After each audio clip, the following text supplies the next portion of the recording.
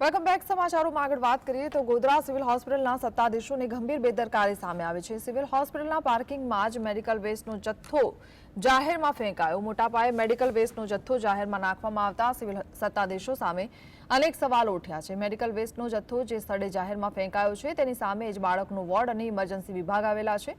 Godhra civil હોસ્પિટલમાં રોજબરોજ મોટી સંખ્યામાં દર્દીઓ પોતાની સારવાર અર્થે આવતા હોય છે। એવામાં મેડિકલ વેસ્ટના કારણે રોગચાળો ફાટી નીકળે તો જવાબદાર કોણ તે મોટો સવાલ છે।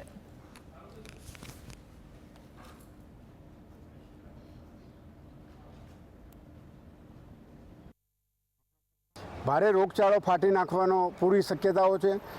આ સમગ્ર બાબતે નગરપાલિકા ગોધરા તો ખરું જ, પરંતુ પોલ્યુશન કંટ્રોલ બોર્ડે આ માટે પ્રાઇવેટ દવાખાનાઓની તો તપાસ થાય છે, પરંતુ જ્યારે સરકારી હોસ્પિટલોમાં પણ આવી ઘટનાઓ સામે આવી છે અને ખૂબ જ મોટા પ્રમાણમાં આવો વેસ્ટ સિવિલ કમ્પાઉન્ડમાં જાહેરમાં નાખી દીધેલો છે, ત્યારે તપાસ થવી જોઈએ અને આ માટે જવાબદાર તંત્રએ પણ પગલાં